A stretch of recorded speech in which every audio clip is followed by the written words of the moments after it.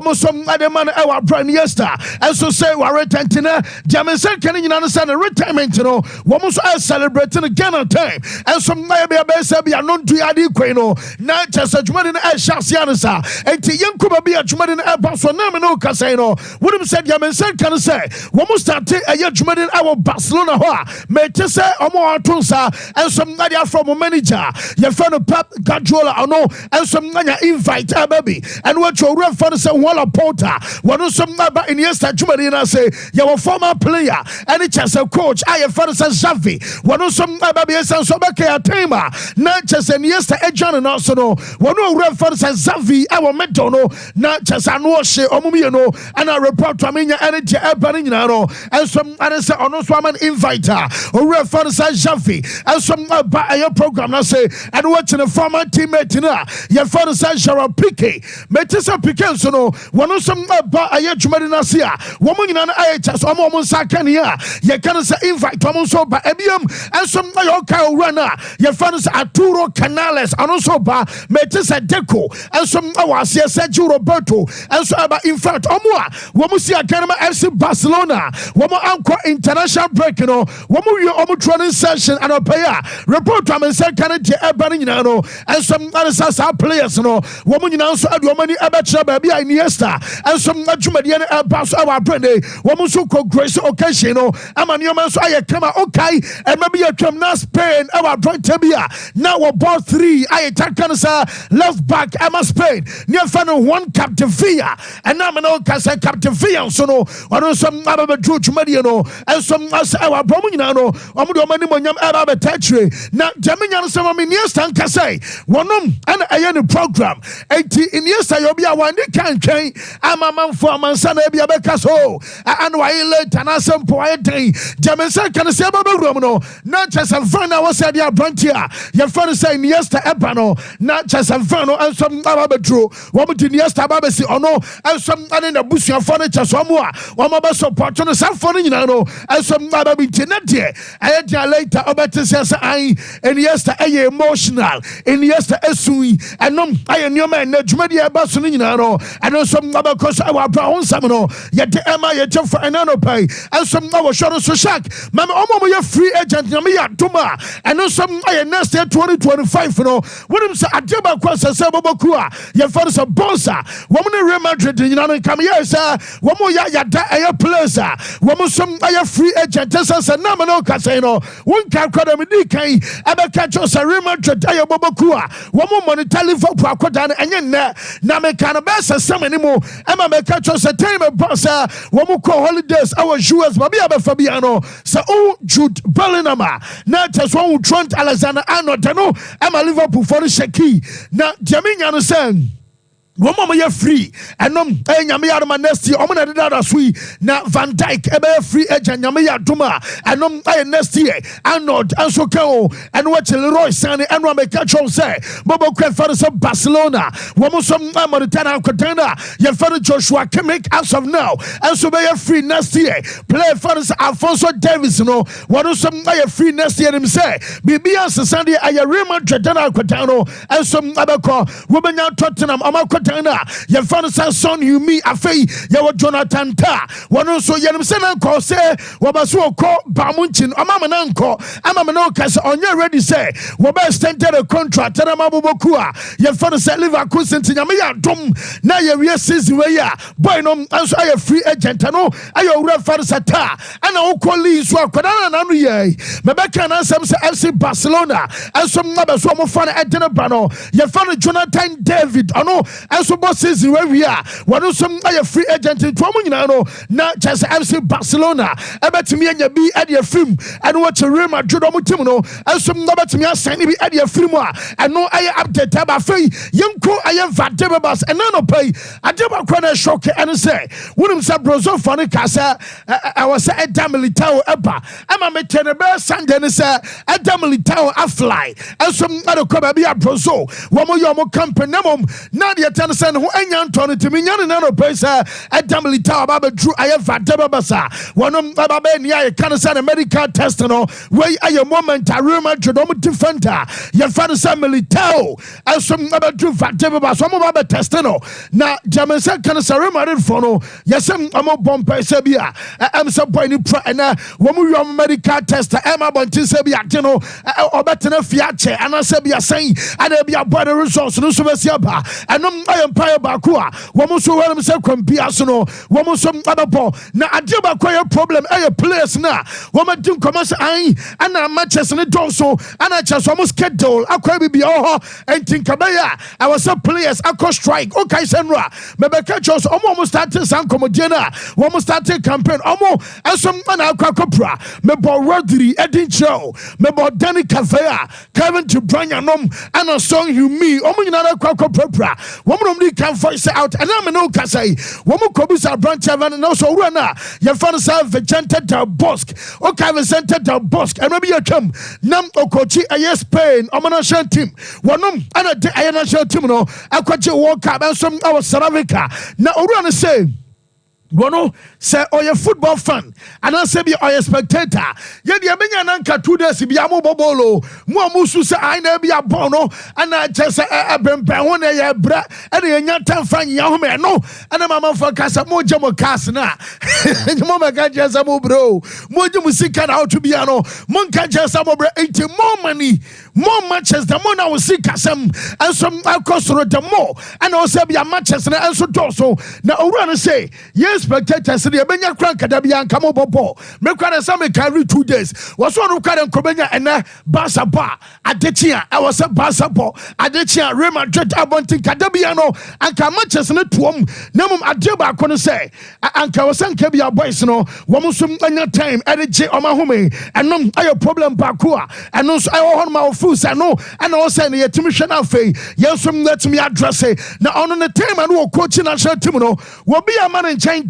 And so I'm a can't say I Ebia club assume a C and Asabia club or Benton and so the warning and Asabia caution and man seven family player and away wa pra when no one was in the time no when you be a tisada and Panama for complaining I Real Madrid and Jama in Bopanko and there be a bonsa and Basabia Lami Yamamo Crab according was one on the time all coach a national team no club be anywhere one under pressure Everton so Sabia men friendly player and no I have small red for the center Bosque and somebody to our Brenano Peno yet they update and Adama Obadawa now just an Indian I Rema Jodoma Kotana your father sir Danny Cafaya Epra and now no cousin so boy about Cobas 1 year now Rema did a replacement but about to just say Sakobasam Omutumi Yomuni ye then Omutumi Fali for Quadanadia and young manager first Ancelotino Nani Abajapa now so about dear Pasacotano Wamusum Abetimi Afano yes I do about Como Yata point and say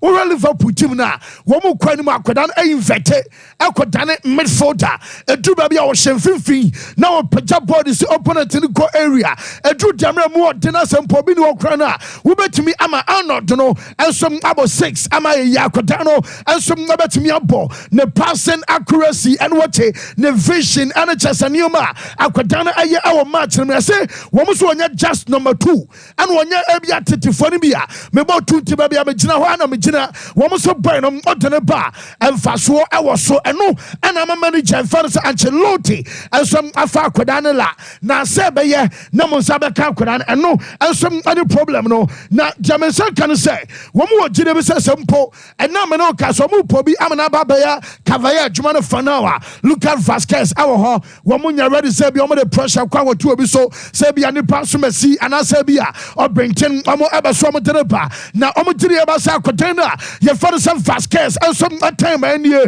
well some your timer I was some Vasquez as shiny now almost what did you say way and your first time a player your father some Vasquez able to or you'll be a true baby one and another just a right back at you mediating one some nothing to send be a Danny Cavaya and you na Sebi a Didi Ababa Tonatia one some now did you so take your opportunity way no some Adia Yachuma now Real Madrid for the same ene opa akọ France na kobisa na udru France on be catch us ha mo di akodan na ye fa no say Kylian Mbappe atem ni nyina no munim ni amo ye essence boy no ye se nye na report am say kan say international break no kra no aye last month international break ananka player ye fa no say Mbappe ebe so stay e Madrid na nkoma so obekọ nanso ye so kan ye Didier Deschamps acha so no aye coach ama the French national team rejected aye boy no request to call ya wo mo catch no so mo ntimi grante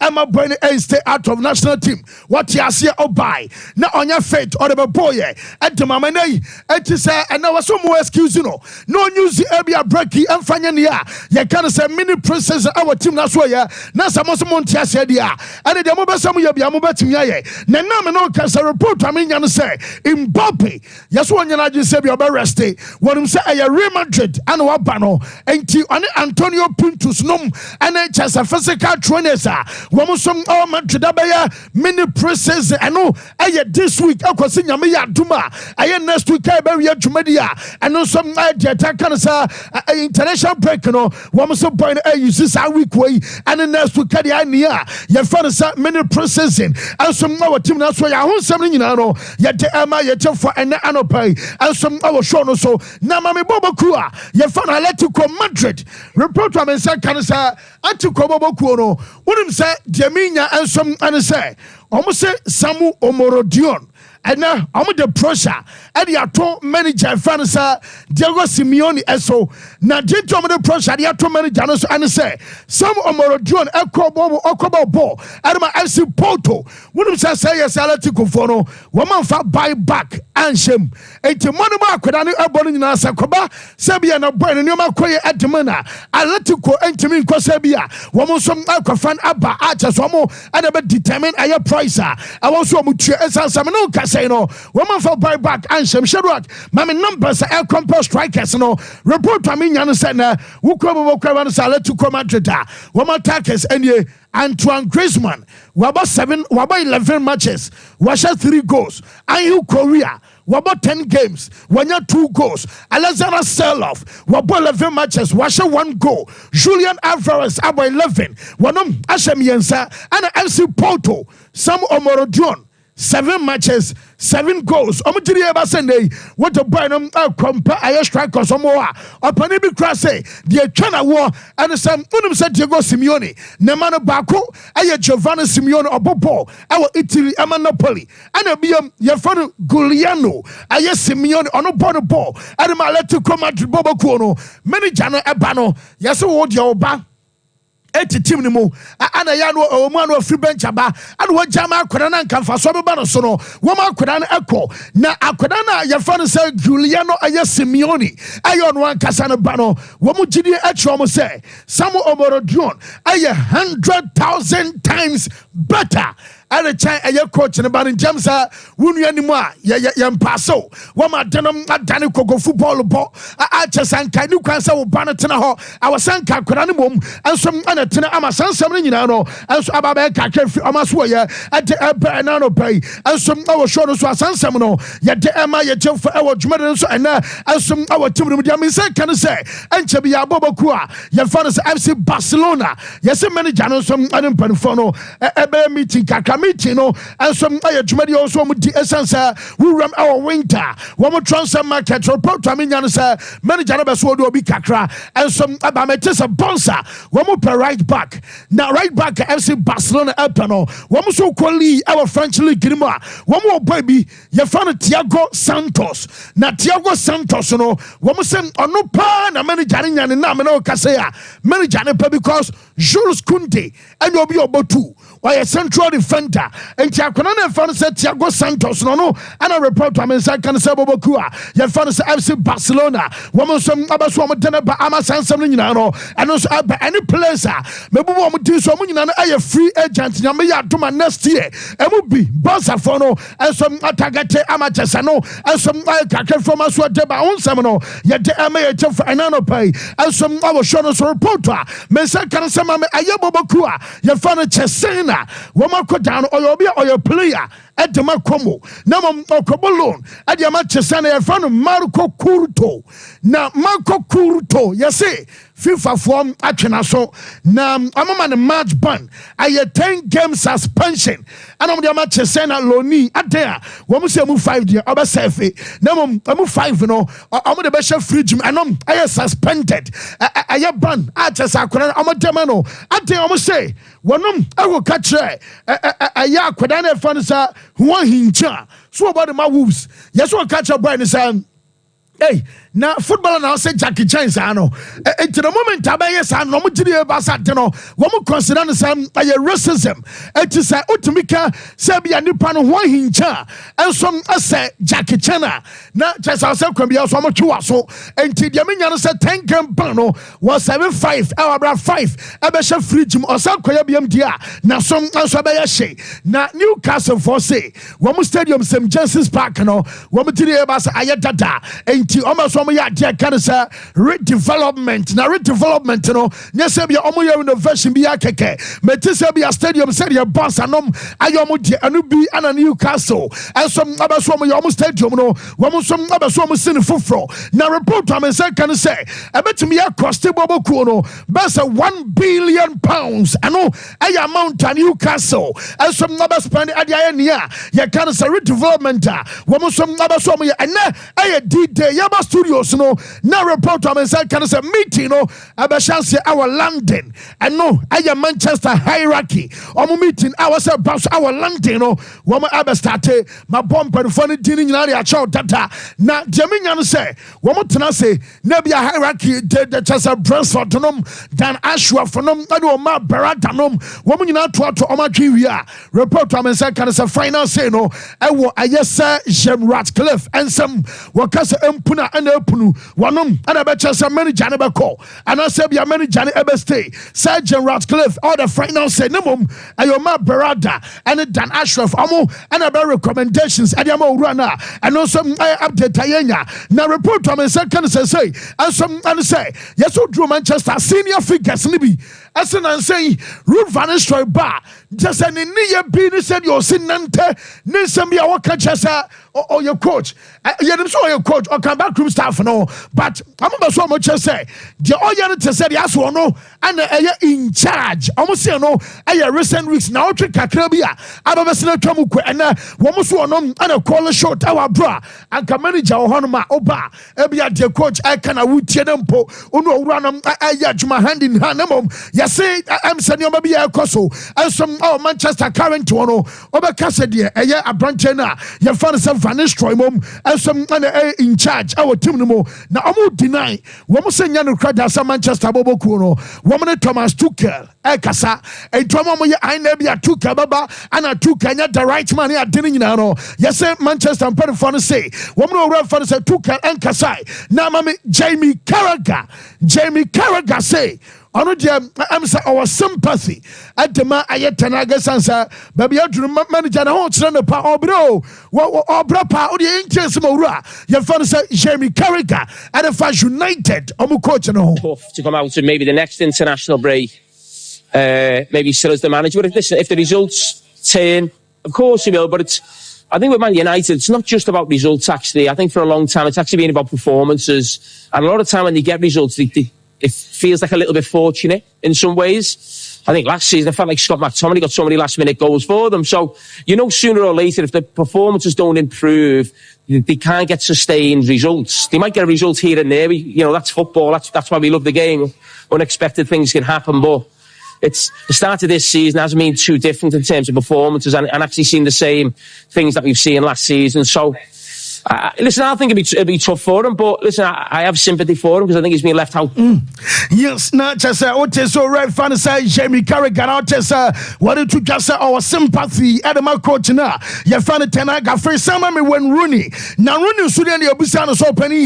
Ain't it? Utri about some maybe a tram setting up Manchester United. One so dominate our Brian Premier League. Mayu and Nigeria so now Sudan and you be at the bay and a Manju about Premier League was here. cheche na ebecha no nyoma bi won ma sa Manchester idea wo mo so betimi abani ma ba je Premier League no e de so na so players awasa wo san and which results are consistency abebam and sane man nyina no when Rooney and some adun komo yentie win. You know, you hope it depends what happens over the next year or two. I think what bringing the new owners in, Jim Ratcliffe and Dan Ashworth, they've got a good group of people in there, I believe, and I think the slowly but surely there's changes happening at the football club. I was there last week and seen the changes happening at the training ground. You're seeing small changes which eventually will help the football club, and you hope that they get it right. And I think recruitment is massive, and they've brought some good men in to help with that.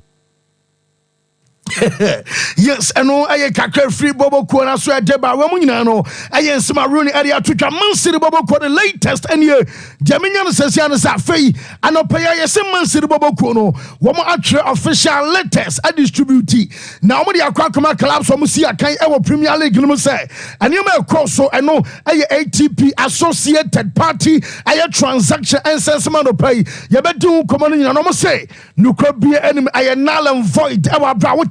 Bia oya club or so botuku na mum nyina chi enai omo ya we say yes Arsenal, Man United, Liverpool, West Ham, Brentford, Bournemouth, Fulham and the Wolves omo nyina akoka bi etia wonom say yentwe omasonemom aye Chelsea, Everton, Newcastle and Nottingham omo na kan bi ensom adema bobo kwafan sa Man City and no aye update ba onim say de menya no say wukọ aye onana so onana akọ Cameroon esansa Cameroon for no womo som na game ebo Andre Onana and so Akwakodu Onana near Metisa Antoine Griezmann Yadeba just was say Wareta dia free aye France Omanasha team no no Metisa Ousmane Dembele yes one no and Akwakodina de wabeje number 7 jersey awole blue and so ashe na number 7 na Dembele as watch no report aminya no so ko France yes say almost say Griezmann no also Wareta de na enyo be na ashe na bufonti no Wareta na ena boy no bompai say anyway also said Griezmann our national team wo mo so pao yes wo bombers anyway abajiaku ajigwa na comment say maybe atwam Zidane aka so retai ama later omo ne kwakasai ama Zidane ama kede return yes Antoine Griezmann so abesa that be omo ba no me panacho say be ono enso na beto aso adiama national team na eno aye update about PSG omo players no wo mo ne manager na ete aduango so yes wo mo diri ba say Mbappe e wo ho no na instructions na anya chenchereche Mbappe ko ye uye player na manager ne kansa no wantia na so what to tankuru dressing room na wo twi wanim ase boys ne fu say omantie asem na coach ne kana wo mo ball no aye different wo mo ball no aye fe aye de na mo so mo tie asem manager ne kana ye no mo feel restricted. What to say? Now you see Mbappe ono. Now shouldn't mean can answer something basa. No place na kwako hide behind Mbappe. And so now Mbappe no in terms of be out toward the amateurs I temper. And some the ama boys and archers and no. And some I update about some yet am yet from Mesa. So we are fine here. Nyamia too much any experience for City Maria be bia boko. Me di 2 years or so ho ye. Aha, ho ye dia. What's the ene birthday bi dam akoma so am pese me fancy okona okopie mu okrofrom House of Jacob International okrofrom tafun share so for penyo wo ye friend Apostle General Atajebi on ne wife Lady Reverend Victoria Jebi say yenwehye omoba I friend Eric Opoku Jebi wenya 20 years. A happy birthday. Mo papa ye nyame ni pakese pa okromo anyasem ketwa. O nyame ni pakese pa. Na engosra na won so ne bompa ese bi ntɔ so. Ye ne House of Sompa Sport. Apostle General mu nyina wish you happy birthday Eric. Nyame enhyira na onya wo kese kama pa. Fancy. Ma ye ni nkomo kakra wo Manchester United nene. Who say there is a lot of questions among Fubusame when it comes to what is going to happen today or Manchester United. Now, Okrampo make a story about it. Say meeting the Beshasi in Chibia na incommodity in the Bekoso. Now, I say Dodwana ni say Enra Sir Jim Ratcliffe or Joe Glazer. ekopie mu wo Old Trafford. Na omukọ Old Trafford na omurum na yehu se Alex Ferguson kan ho. Ene yehu se Gary Neville so di akiri. Ene mpanyifo ahodo bi a omudidi akiri. David Gale mu nyina abewura mu fa akiri obi. Na the discussion omukoye no enra no was based on two things. One, the stadium development in terms of the leaking roof. Any kwa mo person mo fa so be new stadium. And that's some very Fabrice Old Trafford. I any new, I any come at say the bus a new camp no. How far with the Trafford Council? And I know mukosi akoye meet. And almost say she are supporters and there's a fan advisory board. So before Ansana, the main executive and I can say Esku Ghana hake Esku no. Ebesiano. They need to engage, know what has gone on with stadium development. Number two, understand the fans' point of view. With how our season nako. Any jumedi also modi. Any nyomo mo he ni muso o say mpanifo ni timi yamo mo. Ansa no mu nyina be hia mo ba be hia. So that was what they did yesterday. It's a ana meeting kese ne beba so. It's whatever consultation they've done the consultation yesterday. Whatever consultation bi omo be ye bia no. Omo ye consultation no eye enra. Na nyame adom ene e wo Mayfair ho no. Manchester United main office no Mayfair London. No mo kosia Serge Ratcliffe be wo ho. Joel Glazer be wo ho. Claude Blanc our free Juventus former Juventus CEO e Paris Saint-Germain obewa around because only said Dave Braceward omo e wo Manchester United board ni subi. Then Ubenya Omar Berada, who is the chief executive officer, he will be there. There is Dan Ashworth, who is the sporting director of football for Manchester United, he will be there.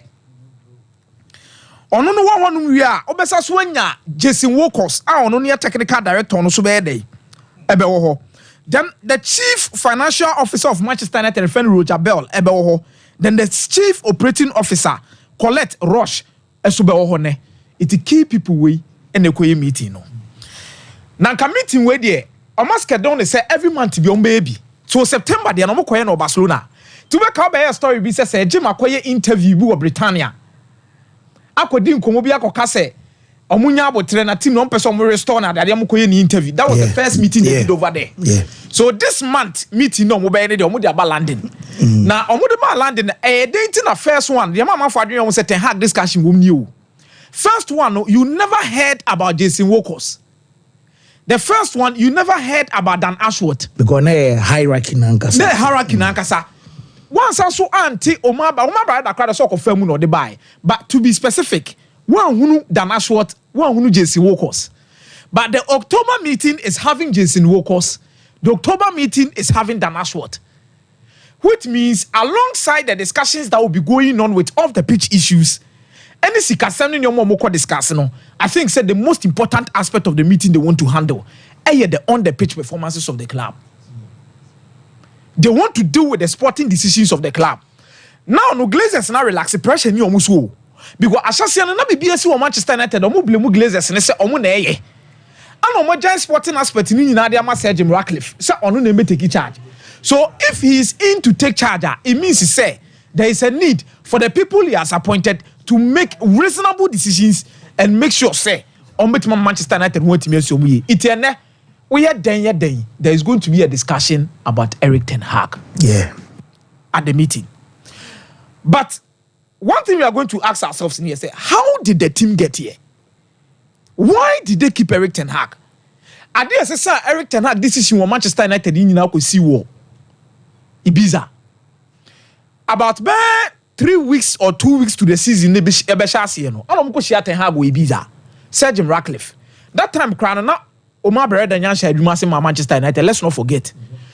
That time, Nankasana, Sasunya, Dana Short, so I started Juma de Manchester United fully. Omokoya Sam meeting, and I want to say, making the intentions known to Serge Ratcliffe, where the problem went wrong, whatever happened. And he made a case for himself using the trophy, no, day. Or J with the FA Cup. And at the end of the season, Anna Jim Ratcliffe so okay fine if it is so then let's give you an opportunity. So the extension on what the man Eric Ten Hag the TNA and your extension I the man say extending the contract to I didn't want the contract more Manchester United a trigger which is +1 and Manchester United a trigger so the old things still remain even though somebody be crab can na enye nyoma ye exception and I say too much detailed to be attached to the new contract almost signing, but their exit clauses included, their performance related clauses included, and there are a lot of things they be attached to the contract. I say BBC Manchester United will be ready to pull the trigger. So they gave him the benefit of the doubt. Say only proper structure near Juma. So let us give you JC Wokos, Dana Shotaba, Omar Beredaba, and your Munya Jumani and Shadie. Near some support in the transfer market, and let's see how results will do what will go due to what happened with Manchester City. Now, Omar Tanasi Shadie and results name fa. Because they've also changed the backroom staff for him. Backroom staff no almost sign and Fancy Di Maria. And your tensions between Eric Ten Hag and Van de Grag mu. And Steve McLaren mu, there was so much tension there. And the more Mujano crying, a John Mukwana for Ruth Van Nistelrooy and Henk Moon and the mobile. So that is how the club got to this stage in maintaining Eric Ten Hag. There were discussions with Roberto Di Zerbi. Now we be each said the interim for Roberto Di Zerbi. ASC Kasem, Anna Mason Greenwood. Then with Thomas Tuchel, Omunini didn't commodore Edu financials. But I think, sir, Omohesi Kasem PSR, they needed to balance. And also Manchester United and Tomu players in Temu. Obekaya, they did not do sales early. After someone signing Euro, and it took some time and some team to signing other players. So they needed to lay off players. In Kasem na style kakra.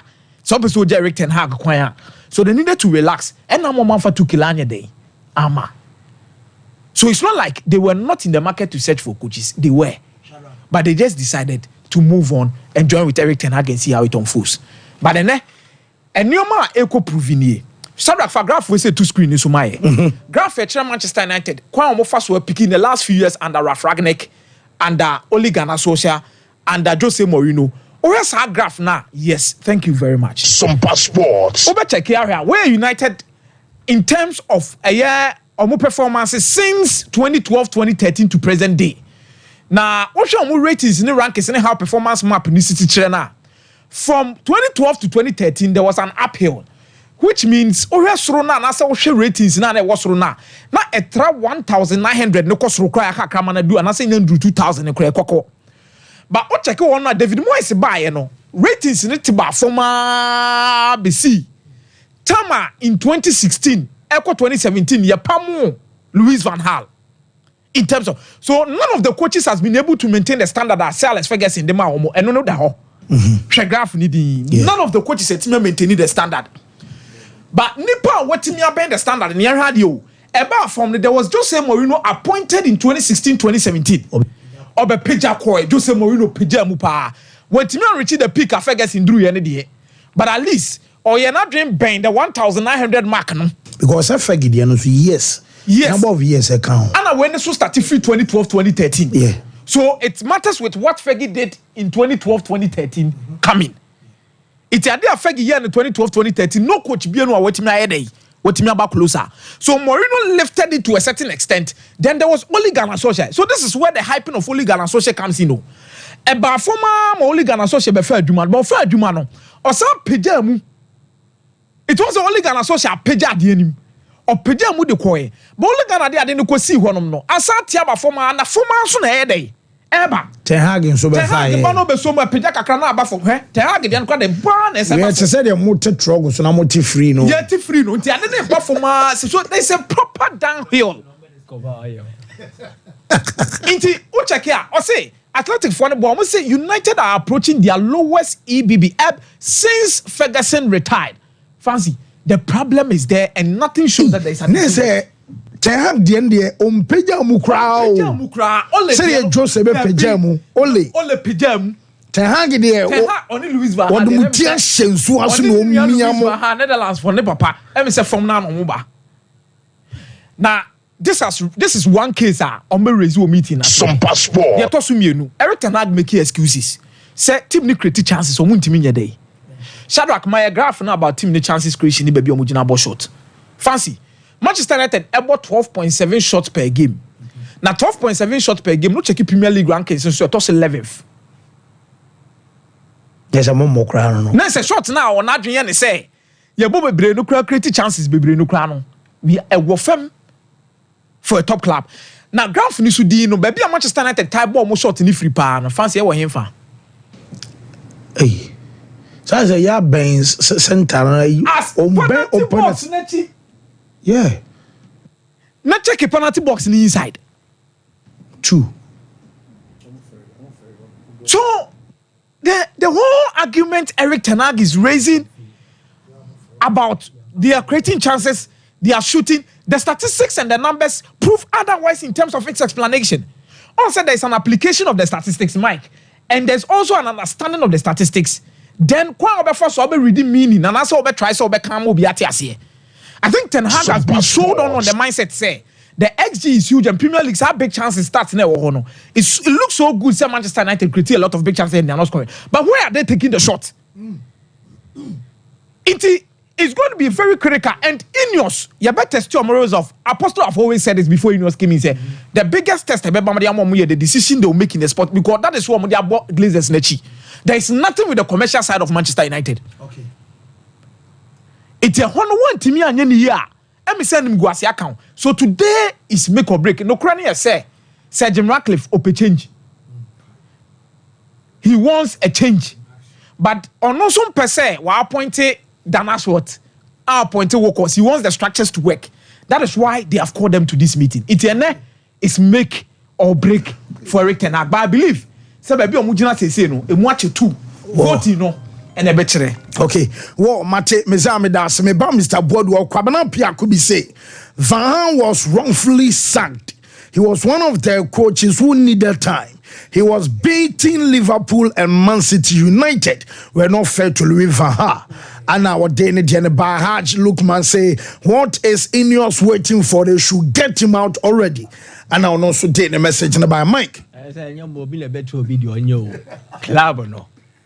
Your time nimra and DBB and you now be my pressure. Nipanyo share Sompa Sports.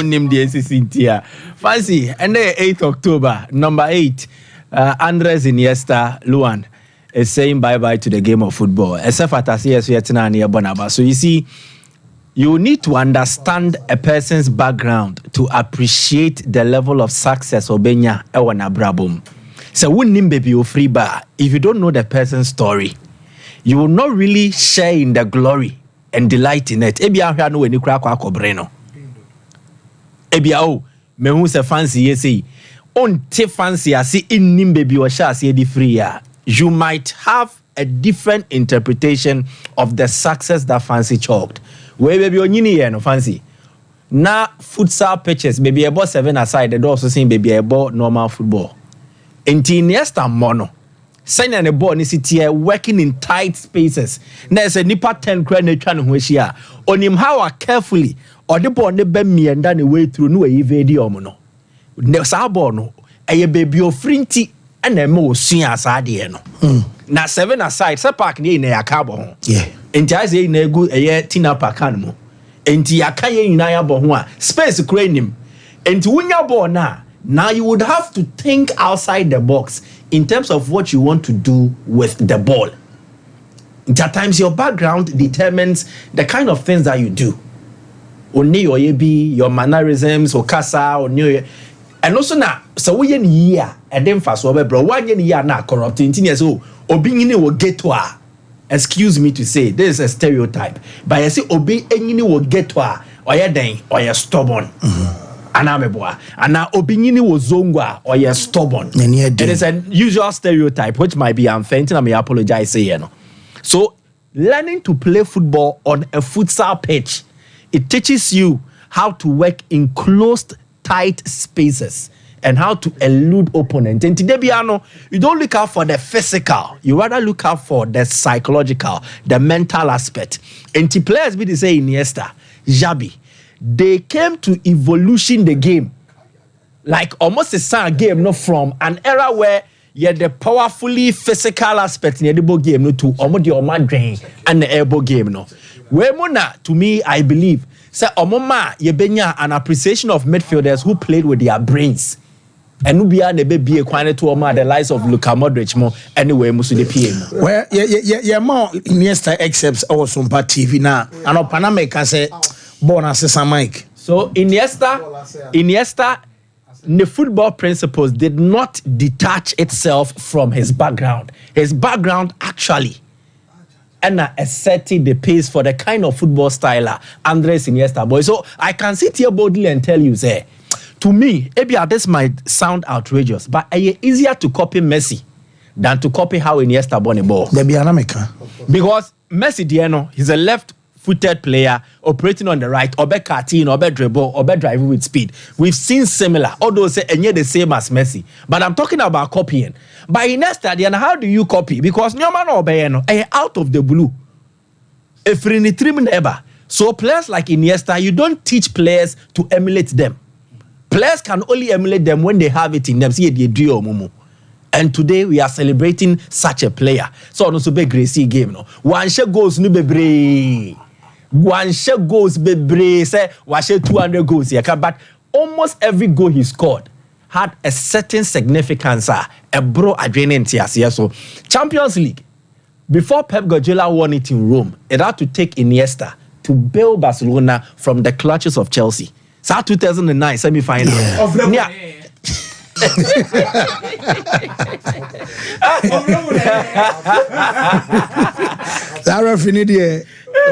You see, the goal was absolutely magnificent, and you need to understand this. Pep Guardiola in the first season, I'm not going to be free side with Pep in the first season, or quite the first Champions League final against Chelsea. Chelsea then were a dominant force, and don't forget the season prior, not the same Man U Chelsea now final.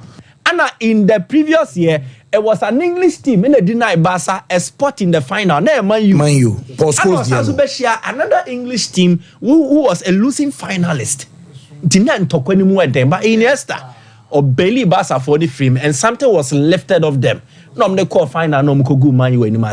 Then the 2010 FIFA World Cup final. Spain hadn't won the World Cup before. It took Iniesta to deliver them that. Now check. Special awareness, how he moves in spaces. Baby, I pass a ball, the man.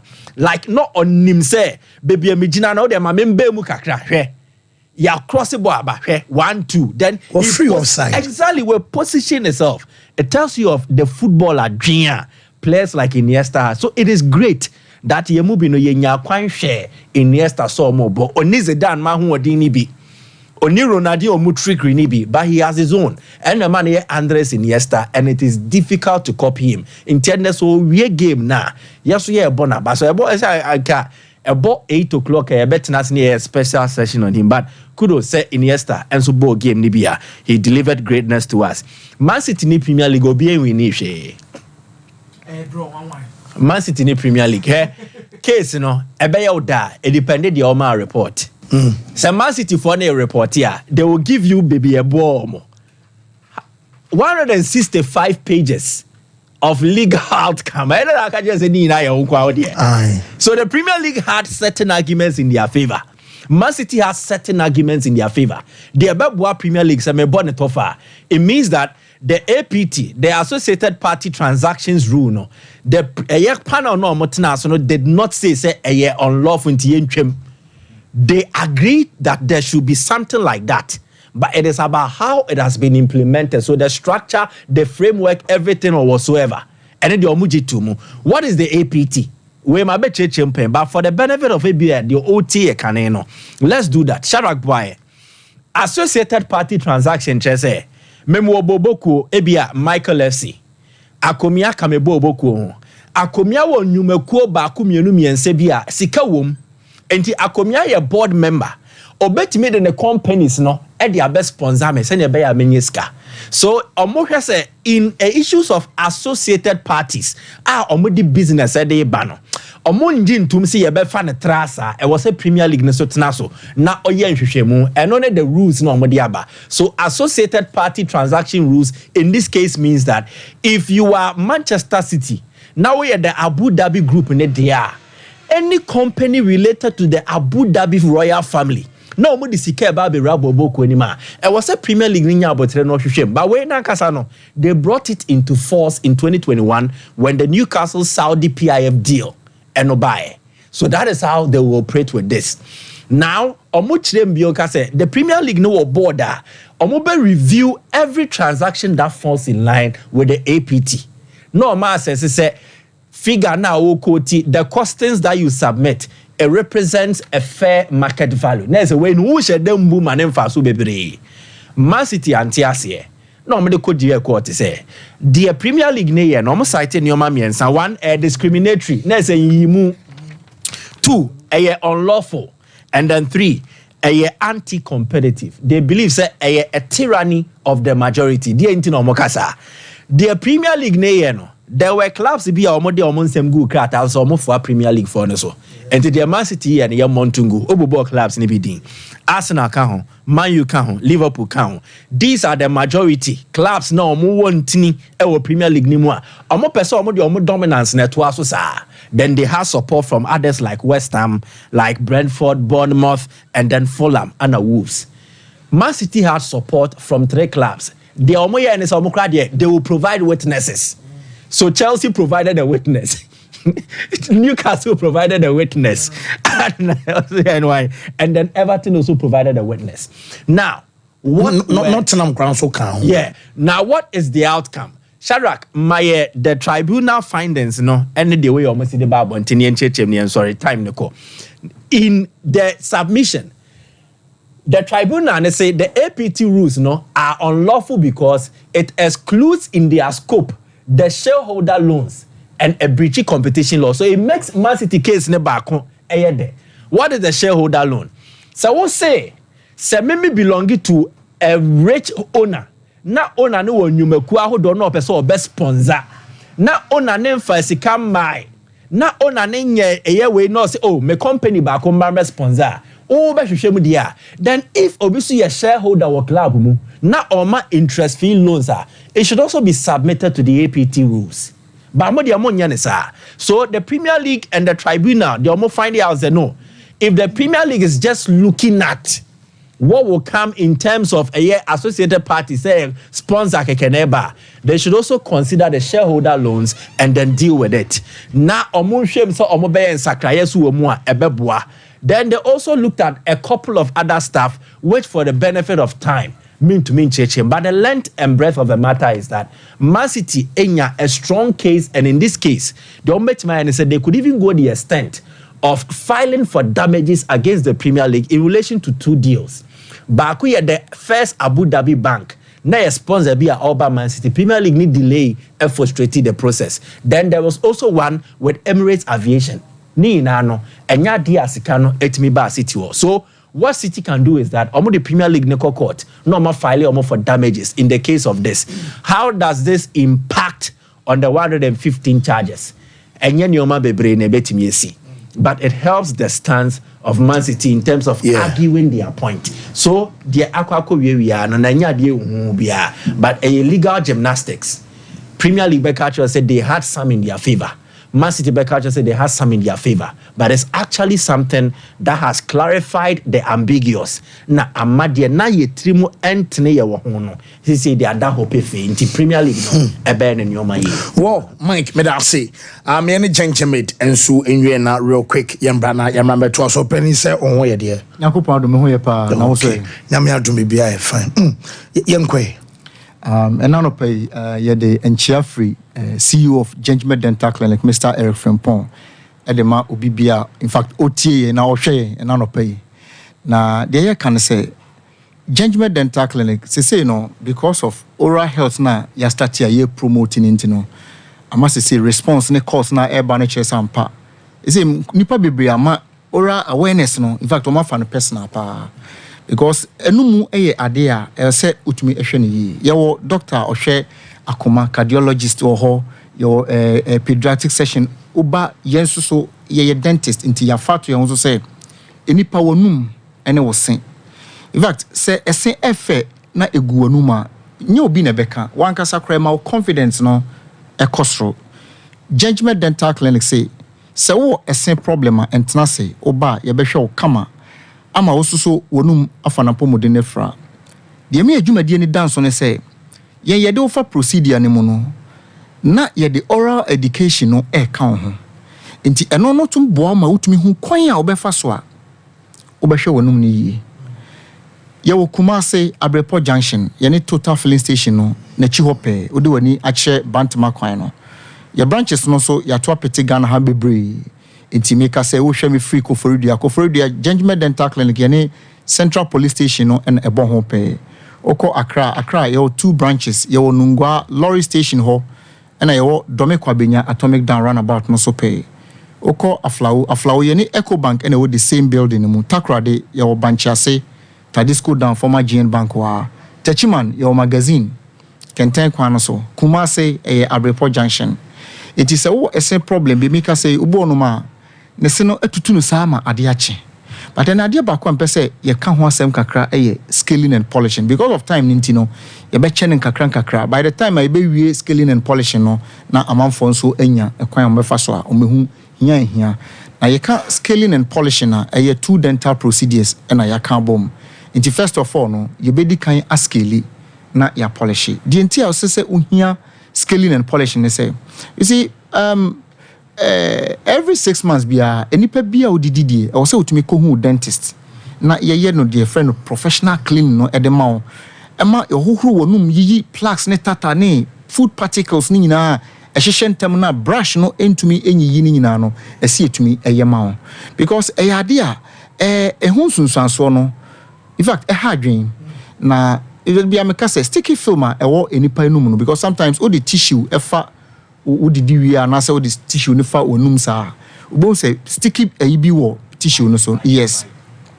eno na eda wo se no so it will time bo say na a compound na aba plaques edu tata ne dia ne che say aye dendende ache it ubo say o gum line no o gingiva ho no ubo say na eda ho na eba na sa wo so ohwe nanum a ne de no kra de obvious calculus nti yellow green na ehye ne sena sesa in fact na ahomete ena ye wo nipa mu nso de but in fact because we school o pa adwuma ye when na befa obi a ne sen aye sedi na kwakotena na adwumam ana ne front desk apart from that no kra no say want to me anhwe ho asem anka ne ho sunsuanso because one etimi cause halitosis scent ankasa eba wonum because sulfur producing bacteria ewo enipa enum no omo tight na throat ena o tongue no so o ketchema no so sulfur producing bacteria hopa no motena eni wanum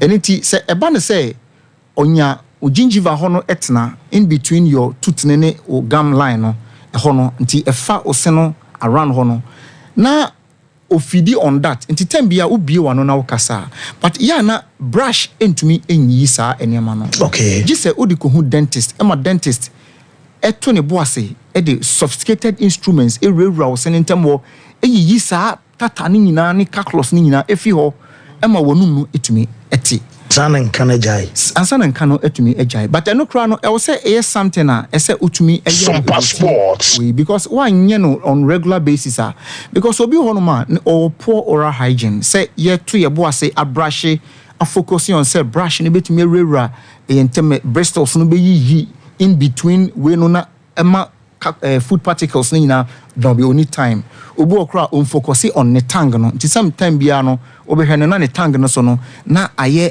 white na say aye yellowish kakra say aye ifin abaso ni na ma scent etumi eba wonum apart from that no we oral bacteria yi and I say plaques yi ono or the tna osenase hosa na obo say afa obo say unya gingivitis nti eba ne sa na obo say obehwe ne senase ho no na aye kokokokoko aye red pa ena abasa so a itumi ma inflammation kakra ba nti obi won obo say na ne sen ase no na asa ahonhono kakra na asa eye ne ya kakra na obi suso obo say afa obo say blood edi akiri nti obi obeda sorry no kra obo say blood e wonanum obi odidi a especially odi bread obo say blood edi akiri all these things in nature say oral bacteria na cause infection e wo osenase ho this scaling and polishing now where you wani eguso no so what's our problem now numbers na a display or screen so no but more than fast numbers no me sorry ya frame na yan twetwen komo next be ma direction ama dia back clinic na ye do for procedure mu kama na ejai it ya ban sa na o say utumi ye scaling and polishing no na etumi prevent god the more na oye no emma tata no emma biem agyae enti time bia no wanum no afa na pomden no efra enti eba no sana in fact ekoso niema bebre apart from that no ojo bone no ho no ɛhɔ nso so sɛ infection no etumi edidi hɔ sana one etumi ma osene kraye mobile enti this plaques ne tata na ɛhyɛ hɔ kakra na akye osena se no on problems a ekreti wɔ hɔ enti afebo sɛ ese no udidi ana ɛkasa wɔ num na aye mobile ɛno a ɛpɛsɛ etu ɛno so a entumi ntu utra nye ekra na obenya tooth loss no nti osene so etu a na ama wanim no asesa na ama okasa no asesa enti oba judgment dental clinic ye beto ye boase na ya examine no first ni ye hu ni afa ya scale ose no ye wi the final procedure na say ye be polish ose no ya scale yi brown ni green na hyehyɛ ontam na say on because o hwɛ me obie wanu hu say sade ni bi e wo se ase a entena ho bra judgment dental clinic from 055 913 82 bra na ye fa procedure mu ye be mani nyina agyae because ye dental team no ye doctors and nurses no in fact because if ye buy ya check it's your that time experience no so no matter said you was any problem ni city bia no or the judgment dental clinic you betumi ahwe e de amount make us be ese no atu and how person ye shema ni nyina oba ye flexible denture no hard one no ye PFM bridge and acrylic fixed bridge ni nyina oba ye be hye wo se no 25-30 years na wo se no hye ho because ene e bi ka se wo hwe me we politician a political season and obi e field and in crofo akọ communicate esene tu ama wo confidence na ekofom wo ye sofo wo ye teacher ni a wo gina edomanim esen no etu a wo de judgment dental clinic ye be hye wo se no e de ama wo bomodi ya ne bra na ye nhwe wo se no ma esen eye enipa animonyam esen ye nkonkosre make say ebi a wo se no ntokro ababededem because oral bacteria no etumi de acid no e penetrate wo enamel na afi watiesi udenti ni mu ana tooth nerve ni mu obo kwa watena ho ma esene nyina asai etidi aduro no gise yetu efi ho ma no se tokro da osima eba ne se wo odidi na ekohye ho a na ne se no na eye ne ya ontumi ndi aduane ne biem uyo bi a wo sa problem na me pagya me mu afre me na ye ntwetwe nkomo ye be ye feeling e de ama wo ye composite feeling oho ye amalgam feeling ye GI feeling ye sophisticated ceramic feeling ni nyina gold filling ni nyina oba be e de ama root canal treatment ni nyina oba ye wo no ma ni tooth nerve no ne se no bu obehwe no na animu no bia baako bi anamienu bi na aye tuntuntum na edam different bo na ne se no eso abu bia accident na onyaye ni nyina ye nioma oba judgment dental clinic chese o blood no tooth nerve no ni nyina nerve ni nyina asai ye be yi ni nyina afim nya to ye bo ase afele a restore o sene backma arrangement no o dental formula no aye kama afanento mapa e de fra ye teeth whitening so e wo ho o sene bia aye kokko as a result of ebia smoking obi suso ho no ma besen ana say stained fruits ana drinks coffee ne Lipton those things no ni nyina menka say jainom ne mom no o use straw anka bebo wa anya ne sa ese no aye brown oba judgment dental clinic eno so ye behwe na yama oseno aye fita e de ama make say we celebrity opese oseno aye fita e de ma na wo so tutumi di ko nipam ye onema but judgment dental clinic ye wo Kumasi Abrepo junction ana ye branches e wo Ghana ha nyina no frɛ wo 055 913 95 82 and I said free was 0549 906 588 Bomodiana Efrain, Judgment Dental Clinic. Whoa, yeah, I say, Judgment, and our two among kind of friend, a quanafi, and penifona doctors, dentists, and her now omo quick yakwaba. And name one personal and a blanket and soup biatoa, or piece, men can show say, Bomodian sobeba, Nasue also bad, do be abeso to be on Sabeka, or designs, and in near can I say, Callis, a woman, have varieties, and sabit me choose it from, and no another day ball or deck. baako ɛwɔ dem ɛyɛ living room ana simple bedroom office so ɛna just a bank was bia beso twa ɛyɛ deco bia no OP ɛna sebra na bɛgye 3D wallpapers ɛna ne blind curtains obenya TV backlight about TV achi obenya plastic wardrobe center carpet the fuses flowers and wall clocks and so ebwama just all them fefe what a best spread about king size no queen size no obenya duvet a doom pizet nana kwasi ajman building mu ana chronom barrier and so on the market edi and share 0540353750 na Alhaj Dr. Mahmoud Baumia say Munken on December 7 na montoa mano na Dr. Mahmoud Baumia say on a day chess and Mahmoud P and so about digital a Ghana agenda on Western mobile money interpretability a juma a fay e-pharmacy on a Dubai and a zipline medical drone delivery system no and so on one was say vision a say Obama a yenya modern efficient Ghana just a benefit to Obia na Kaiser order number 1 and so our ballot sheet so until December 7 Mokwa Munkai or no Dr. Mahmoud Banmana Montoma Bano and so from us let's build a future together is possible and a doc and so a abaya break abaya bar near Baby Room and so our fear blank stars ejina was enra players omu training in Komobi Akabian Yabana Yababa Shano quick young Komra.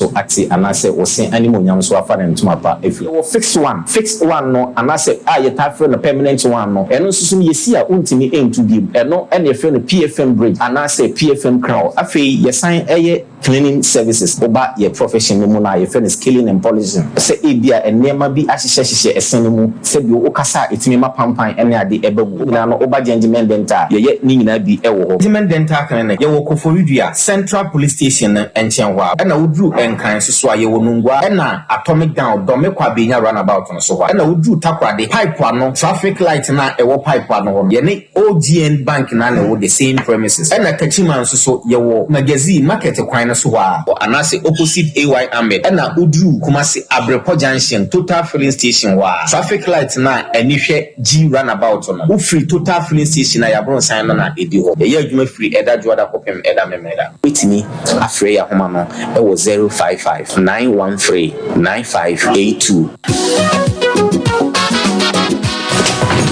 if I shop na me shade o bag bra ade enna so biem na tell me about me share me see you ba queen why me say bra said the time about me sha esia gimi ni me fiefo enya de aba ko pe ebe so ye me dey do this o fa ni nyina bra se me ka se me di time about me sha ho adanse a riase nyina ebe te me nka enti se malaria wadra ni time about me sha enya nu go die na nu mato a wontimi ani die no wadra ni time about me sha edre enya ma oba wa fa afuro die wo ma akoda no fo ene akoda woni mfie dumienu ansa na obeto time about me sha edre bi no hwe se wako hospital anasa lab am wo hu se wo atri malaria yi bi ansa ayo se time me TIME time about me sha afi malaria fi be ada ni ziva ewo mu no ebe tua ubenya bi ato ewo over the counter medicine sellers any herbal shop to do na mu FDA agi edwadue nkratoi ato Abusaka kraka bi wo hanu meja tom na rewu sebe wo mini se abofra keto awanya 2 years akadai ba ku nti African Spider-Man bla me ya abofra keto yi mu na nipa ho hia dede bi koso no ti ka me ho ne ko hwede wo mbia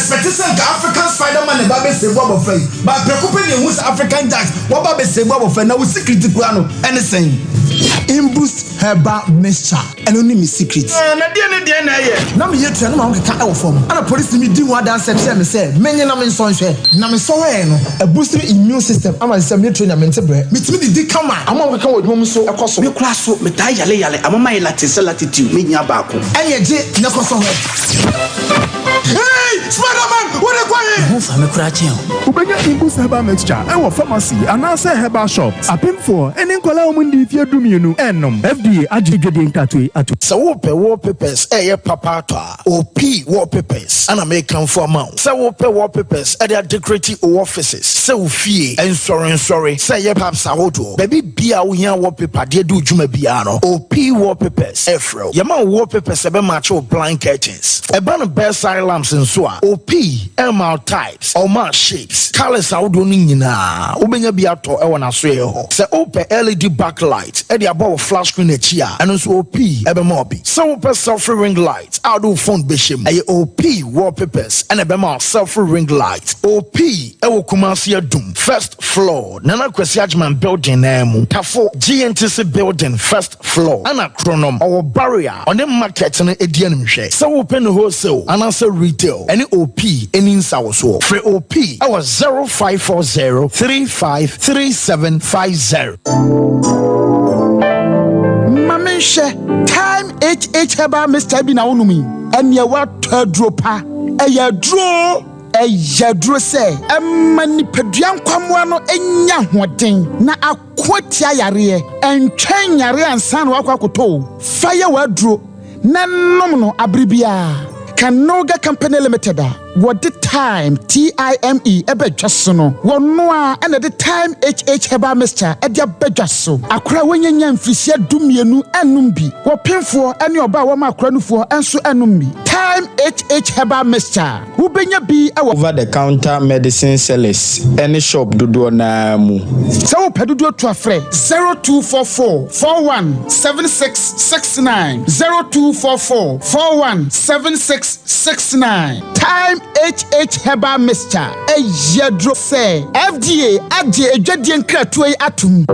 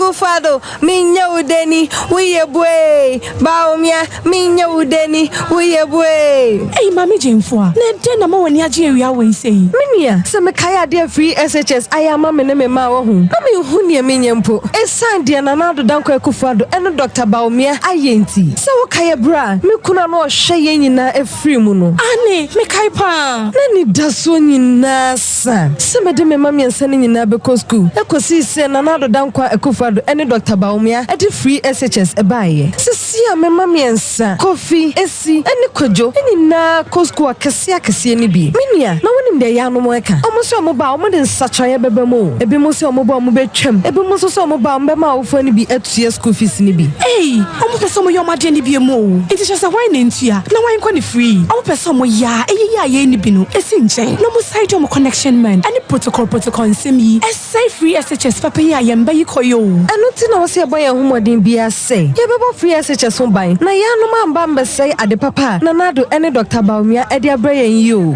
And your free SHS for Yana Mamma and go for senior possible. Nanso say dear. It is possible. I feel way. Yet so about the above free SHS home by. So Mama Dr. Baumia. Number 1 on the ballot.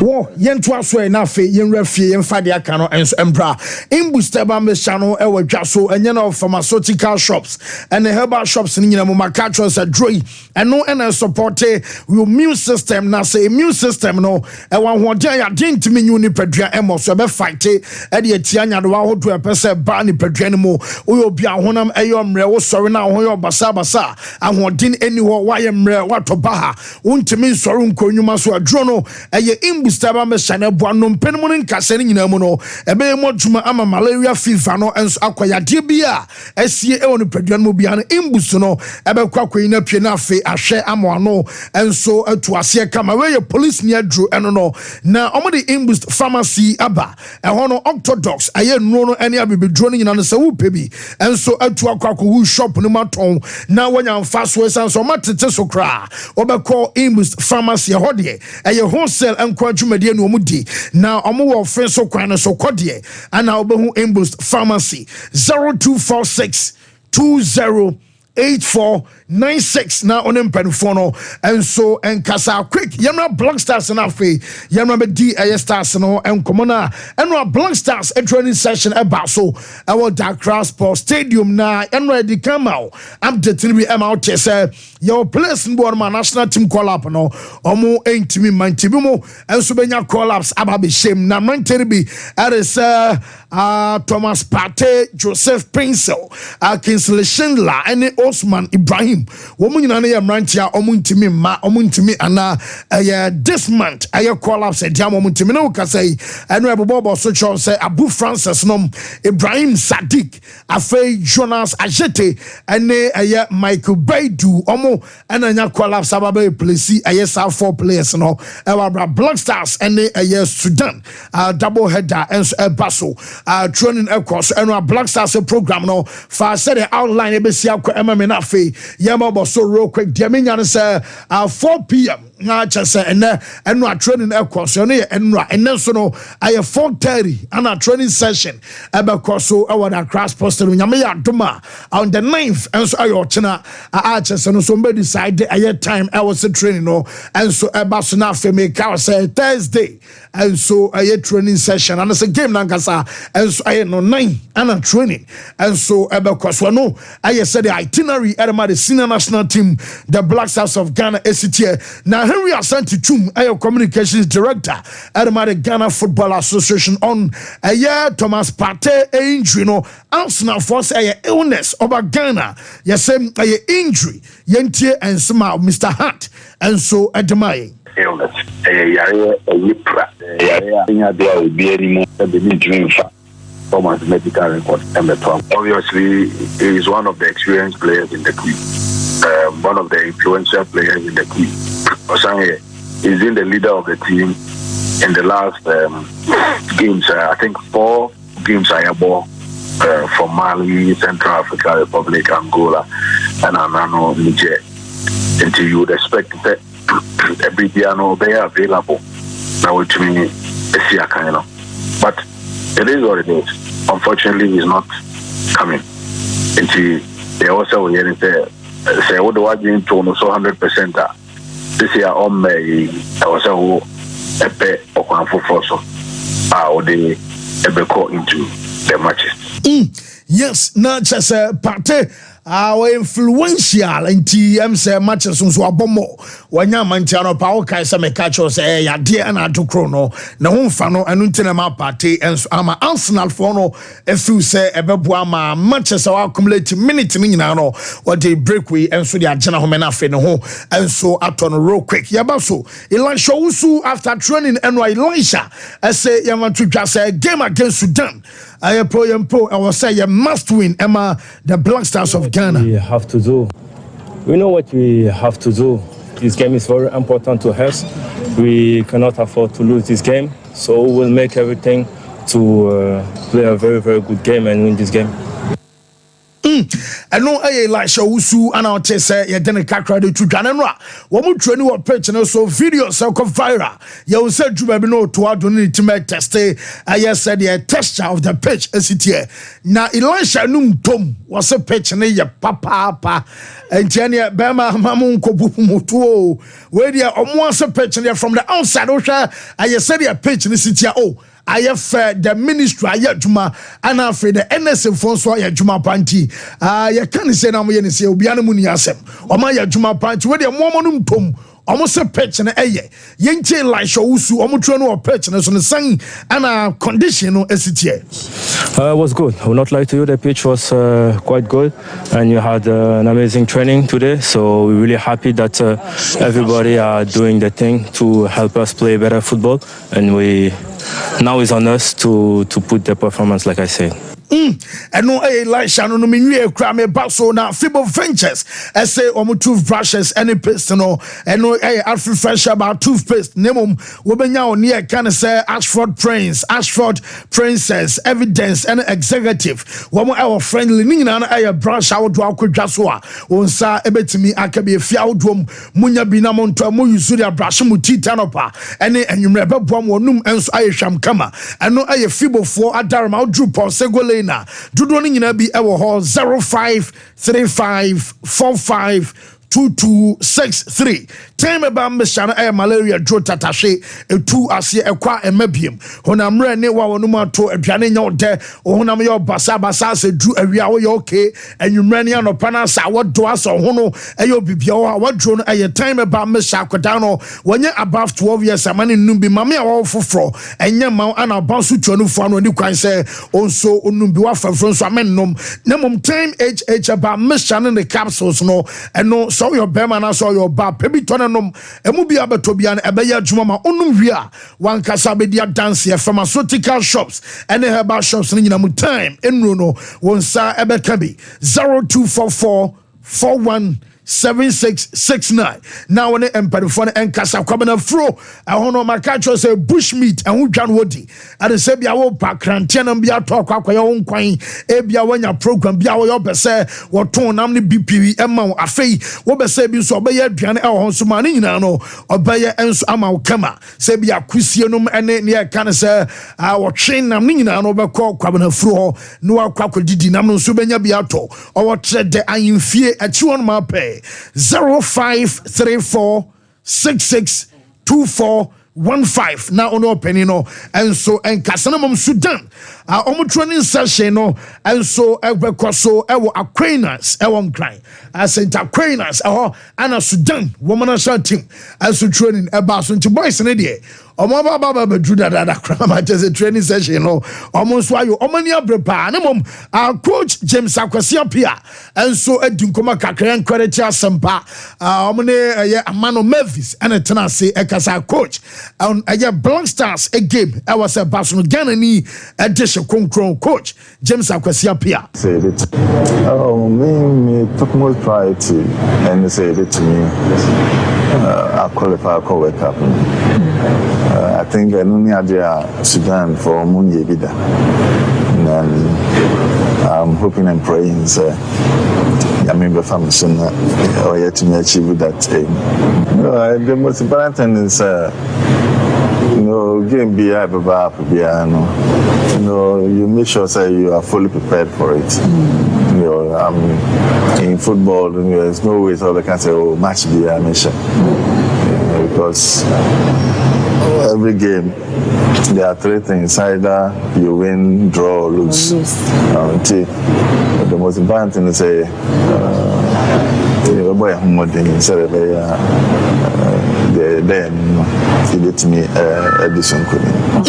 yes, on a scale of preference, the topmost priority qualifying Sudan. I recall Kabekase and Apostle can once him say Ojiri pass and be here kwasi pa more and so that cherry but you know one year jumaya na as I say conflict of interest 90 I want Ghana bebo was match with the someone man go when them say mubesungo ti mo se pitch na dia amonyere mo ho no na Preston Consort almost just certificate of sponsorship at Diama Wawe electrician, we a sales assistant, healthcare, creative art, and a charity, fashion designers and producers. On someone I'm over some Kwaman and a Drubabia, near we saw sponsorship on Summit saying, we a Preston Consort, Omono, illustrators and barbers and hairdressers and all, Omoje Edema, we are mechanic and as a mechanics for Preston Consort, and so Abaje a certificate of sponsorship at Diama. Also, a money transfer from Ghana Kojuka. One say young country a rate and a from cra. And your baby and Abenyan sa promise you Bantama. One more bay a GNTC building 0246 171377 now on Impenfono and so and Casaposo. Mamma way. Mobile NSA ni sports minister Basu for doing what? It is their neglect, any negligent responsibility. Couple of that is the ministry, and am I able to? It's a shame. So Sebi uba now to your bar school fees. Esa ubikra in-law as soon as catch us say now back with your granny fees. What you announced here? Now crowd you don't deserve to be called a father. And the fact some of my said the mobile bazo my thing. Ghana sometimes is amazing. Politician here tax somebody anymore. I'm going to KVIP the bomb bazo my day. So where homonyashi I almost said that no more dawo jumano so Ghana for sorry kasa said debi mama manim gwase to my Ghana sebi enya sa na Ghana e ba se nhihye ni e ba agudie nsa enya sa na tie and say omada na omutonku na matimi anya ne omo a so omo na be da Ghana for sebi ya said yes ye na egu ye ni mase an ya da ene ye refi ode ase ya da o bia wanya we bi pito na wa no da hanti o snopa ena ya ye ni nyina na Ghana for ye damase manya ne. So please ntiana sebi enye ne hia no proper men beyond this momon transi ansana niema jiegwa sei ansana mo nyansan say a mark of a good life to be proactive and ensure say before adena shas yes a probano and not before be procano what to an amono making sure say and yes a sebasa usan says ka be ansana or restore no back to where it's supposed to be. So first of all enye juma bi no mu yes oboma baso o ba no to school fees do go to school fees na we mbo abaso na say be you be man no nim say so e ba no. Now Thomas Partey, well, on one case, any commitment to the national team, the performance cry below par already. Oh please, no one case, give me one match. Why excel power? Is he influential? How influential is he? An influential player in the team, you'll be a bar. The modi bono sebiu krabehe. It's not the fact that you play for a big club that don't make an influential player. I'm not talking about Arsenal, I'm talking about the Black Stars. When has he ever been influential? When has he led Blaster qualification? Do you know what went to the Blaster qualification? Nigeria, do you know? You think Blaster qualification is just one thing? Me see, the impact when it comes to the performance national team, per me, my measurement, my standard is not the right home about. So please, this game, look, against Angola, against Angola. What did he do that local players cannot do? He was not exceptional. He was normal and average. So I don't see Sebio in the absence being a big deal. Rather, young farmer, a young player, or a hungry, and a near brave person or seizing opportunity, not finding it. His commitment to the national team in such a game is so crucial. Game where no one stylish players, where the more a commodium pe bibiaye and nibreso, because you need the 3 point at all costs. We lose this game, goodbye to Morocco. So we are very crucial, and we have players or money brave person or more audio we mistake these players are the ones you need. Matches say no, you're far nice. No, you need players who are aggressive, who are reasonably very tactically disciplined, or more hard working, or work rate. They will cover every part of the grass. So I've read all kinds of stuff. I tell and it's absent, please. And we are national team coaches, so for players who play for big clubs, especially maybe assist national set things will happen. So you must always have your plan B in place anyway.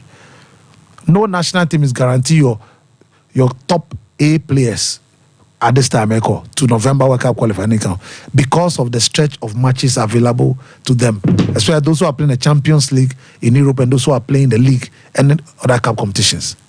So in the absence there, I don't see it as anything that is a big loss. No, rather it should spare on the other younger players in the team and the entire team to make sure they also prove upon it. We are saying they be no so be anywhere and not be anti me and by because be a quenya kesebo binso. So whoever is given a point should step in and make sure that this game we must win it. Now this game Enyan is a game. The handlers of national team should take note. The Sudanese players from the one Omar arrival of Ghana, if you listen to Niomoka after training, the confidence, how much tunyum, the belief that they can't win this game are very high. And I'm saying that our last game against Angola or Luanda, they proved it. They missed chances. They could have equalized the 2-1. If I don't forget, they scored first. And they played well. So this is a game that we must do all we can to win the game. But the performance I show yesterday against Angola and in Niger, said they no call this game and we'll lose the game.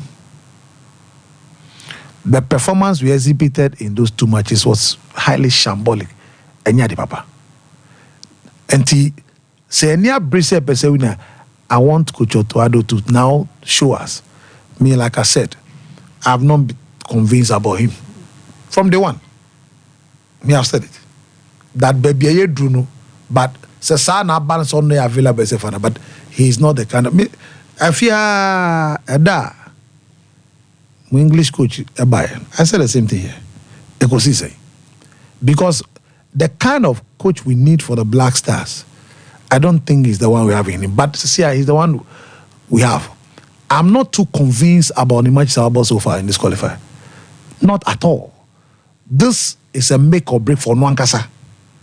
This is a statement game for him as Otoado to prove, sir, he's worth coaching the Black Star. So Black Star team kitwo.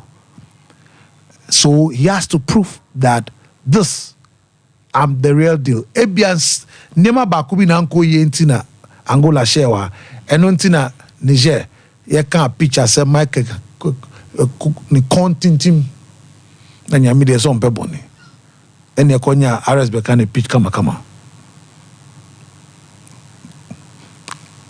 neko CS nenyo Ose nenyo ene nenye that's Mr. Pitch there. So it was a pitch na come out jeje oh there be tie me say na hasa nya make up beka ne pitch anya I say the pitch please make up beka ne pitch beka ne pitch what happened. So sometime and you know Michael I'm saying the players themselves were complaining. You should be modest in how you do this because Nyami have a way of exposing people. Okay. But Nyami can say the real deal now is that look, fancy, Ghana Black Star, we've not been here in the last 2 decades. We've not been here. Say you bought too much is never a point in AFCON. Idea, Sankra AFCON qualifiers. So this is so crucial. 1987 Mikai Black Monday. This we have to be careful. And I'm saying that the Sudanese team, they are playing well. They are in a very difficult World Cup qualifier, and they are leading 2 points. Anything can happen. So don't underestimate such a team. And don't forget that Yaya Kwesi Appiah Suboni. The reason why this game is what it is because of the head coach, not too much of the nation.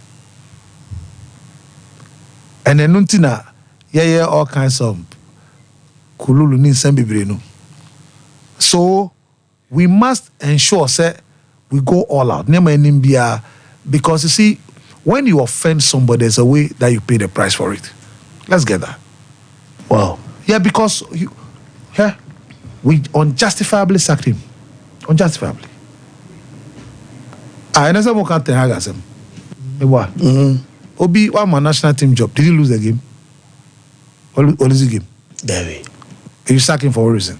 Now, statistically, all the coaches that you brought after sacking him, he's still better than all of them. Yeah. So naturally, the guilt of natural. It doesn't mean Sudan will be Ghana. I'm just saying that a natural guilt. What do I say? But let's hope for the Black Stars. Say come Thursday, they'll be able to. Michael show will be a friend. Say. A place Nidian. Me bass so quick. Shark. My many reunion for my time our boys nisi free bass mubabe call a year pitch and so I could train. Ned dear Obufe local boys is on me far ice chest ni bimkono. Okay. Well, Jean's toothpaste and the Jean's toothbrush. Jean's total care, Jean's whitening, and Jean's herbal. Our natural herbs, way and a more minty fresh breath. Ama o kasani pound or your school in group studies. I want to trom tax mama for chin diarrhea. Now, but so tribute unko beyond an OBAC. Mate, Miss Wamstro. So more num. Emma Manfosi by force. Monumunyeram. One foul kisses, unu squeeze. And so dampama watch me iron your simple cranning no. I Jean's toothpaste and no more brush out where no. And so I will just tea. A video and an apostle come on some sharks. I mean, I'm ready, Diana. Or Jamaica time, I'm so my friend. Look how boys to be. I will squeeze. Why I will squeeze? Oh, so Chochomuncho, Gigamingo, no squeeze. And also, you're dying because you see, who can't terms I can say, me, Pacho, radio, TV, but say breaking down to be a auntie, Chochomuncho, auntie, I say, then. Or the other quench will taste, and also the fat. And you drink the quench, oh, dofo, toffee, or no mutua, or fat afro, do you or toffee, or can squeeze, do cow bar, squeeze. Oh, okay. I've also tried to idiot. As a 1 week more blue 100,000 you. What was that, Bramway? Okay. What do you call Madam Cosueda? Okay, it's sound. Second, third player is Gideon Mensah. Fourth player is Frederick Asari. Fifth player is Jojo Wolocott. Seventh player is Elisha Owusu. Eighth player is Isaac Capo. Ninth player is Thomas Asante. Do I get the counting right? So that is Thomas Asante. Then Abdul Batai Sahaku. I think the 10th. Okay.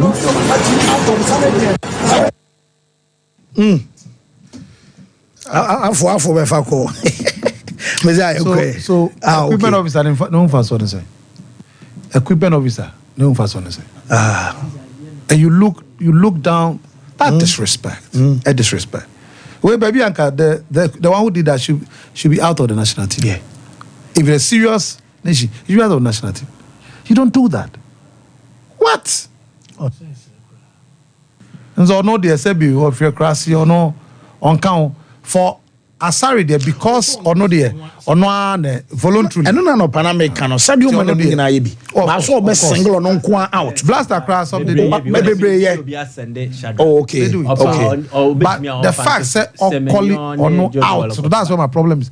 Why do you call or single or no out or no brand energy? That's what my problem. Say idea and bear 4, 5, 6, 4 kind of heavy. There's no problem with being voluntary. No. Anytime I sorry there for instance no. But where you are called out, that's why I have a problem. Yes. Because me and Kassan, I've seen other Blaster players do that. But do they do it voluntarily or they are asked? What am I saying? No, this action only beef up speculation a pie ba abonten around local players after August Snokra. Yeah. Every Black Stars camp by because August Snokra statement or the ba abonten so omu not officially, let me not use the word officially. In commodity away change say also omu local players. August Snokra no so hwe no ho no level no be wa kon na mabana boys ni bebre wo team ni mu a omo no that don't change bia what did they mention us no and in normal sense those times now not blasters players ni be one I can tell you say they be cramping to me nyem $15,000 a month, especially with someone no more Italy no Italian league no if you follow it so well and you ask questions they don't pay well like that. What am I say? Okay, so can no so be hu no say ono okọ Casablanca ba ko ba inferior ono obeba no and he feels he has also played to a top level CAF champions in that standard. Inti the more reason why I'm North African players no omu foreign players no mo team ni ni na so obi ugly or just catch on what am I say? Wow boy be Fiorentina money here. It takes few players who are even exploited the Northern African market to even show respect. Abi o abo ha jinidi last time I'm no be din common or say omo media Dreams FC call Egypt no John entry number bi kura na obi ne bakra dream I say world best bi na wo bakro mo no ombe wow omo matimu aye ti ohwe no a big boy no kra ne ba do be ne na ma no ohwe de mo de ye na o se de bu create back kra saka so ko wing back we are shady di no say masa agro na mo di me di no and of free camp this is not an issue we should escalate it.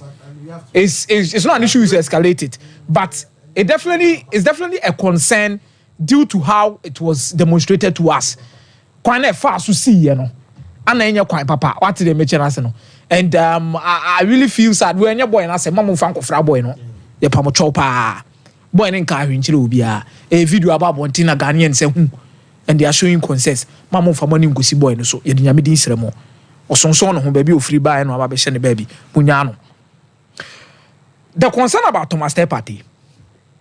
Fancy me, I don't have any problem with Thomas Partey say oyare or stay out. But Thomas Partey a movie from being a normal Black Stars player to a captain of the team. And he's a leader of the team. Me no obetimi ayare 3 billion. Kwan offer so oba kromo ase a aya no de fisu aka no ho. E de obi aka no ho aba no. He could do the same thing, not to come and play, but just to come and be around the boys and encourage them. As a military fly coy. This is a crucial game. Almost every 10 days. What I say? This is a crucial game. You see, there is a reason why the captaincy armband of Ghana has been politicized. What did they mention us? And the major aspect of it, availability and reliability. The last captains we've had in the Black Stars team, when it comes to availability and reliability, it's quite difficult. So be your film. They die you as a mojan. Sacrifice. They will and yes, they will be here. They are not coming to play. Only some mobile will be how. Maybe I don't mean for flight. No, don't know me for flight. Yo. What are you talking about? Me say Partey is a good player. We are going to miss his calmness in the midfield. He's a quality player, and as a Black Stars player, I appreciate him. But as a captain, this decision. Also, now Mbappe so the HL France for a good national team. No, that Mbappe best come back to the national and I want to go sim. These are things that you should not be doing. I'm also a catcher say as a leader, you do things differently from what Oma will lead you on money a day. You take sacrifices, you do sacrifices. And Thomas Partey is here to show Ghanaians. Say, these are some of the things he's good. Because your team needs you. Maybe I didn't do the team here, no. Sudan match, no. As a more fan, say, normal match, oh. Team here, no. Sudan match, and yet, I want to have the Biasana Moka. And yet, to come on, Sudan match, and your match, Bia. Sana Ogo Sudan for Beshawa, Opagro. Sudan for Beshawa, Opagro. Sudan to Michelle Black Stars. Forget. It will not happen. It has yet to come on. Oh, Mike, you see, the current Black Stars team. Anyway, the aberration. You see, say, overhype Sudan team. I say money Brazil. Please listen. Listen. Under normal circumstances, Ghana versus Sudan, Accra should not be a headache. Players way now no sebi omoto ase wo form. The point is, please relax. Mama moon raise Sudan for no today. In the Sudan for Mike in the sense currently now team my day. No, no my team my day. I say Ghana's why a day. Oh, this Blasters team has been better than Sudan in the last 2-3 years. Mike. No, tell me I'm lying. Mike. There's no Ryan Sudan and there's Sudan. Mike, I'm coming. Too much. Mike, I'm coming. There's difference between. No, in fact, too much. I'm stating this. No, I'm on that. Mike, I'm on that. No, assumption me boswa. I need to let it out.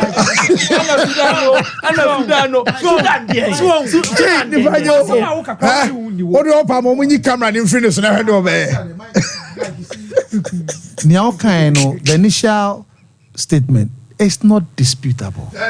But you see, Mike, the recent development on African continent results is contrary to what you just said. And then secondly, Michael, Yankasa for plane, Echo Fast Religion, Ghana, were star-studded. Library then is all upon me a cracker child of time. So football, the new can Sebi Sudan, no disrespect, and you're more funny. But football, and then also assessor. And to the end, I can say, my performance, no, and cost be able to beat them. Nia try no the look, Michael, to me, Black Star, Kenneth Counter 11, Yeshomu Brunei. That is the fear to play the Black Star. Even look recently. Mikan 2006 World Cup. Sompa you dare Comoros. Srokra. You bet Tian. Sierra, Central African Republic. Who dare you? What?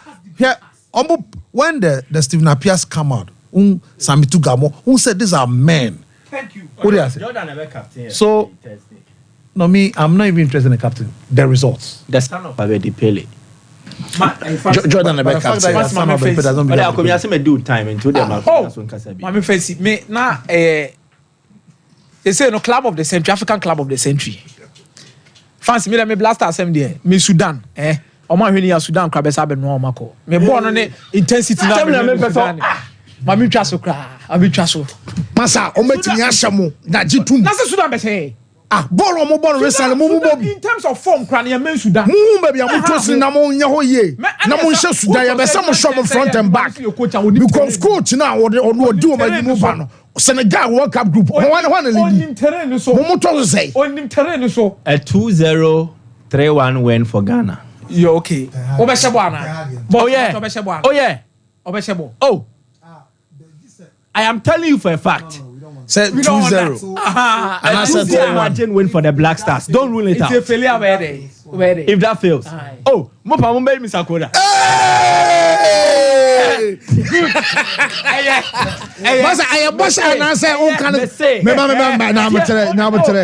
oh can wash a ball. Enti yemfa yi wan mra. Friday over ha. The Blacks. Oh, I'll be here on Friday. Okay. Thank you very much. I'll be here. Okay. Yeah, mon Zuma blow ni so mame. Yeah, faulty hu. Thursday. I am hoping against hope that I will return on Friday. Cement me on Friday.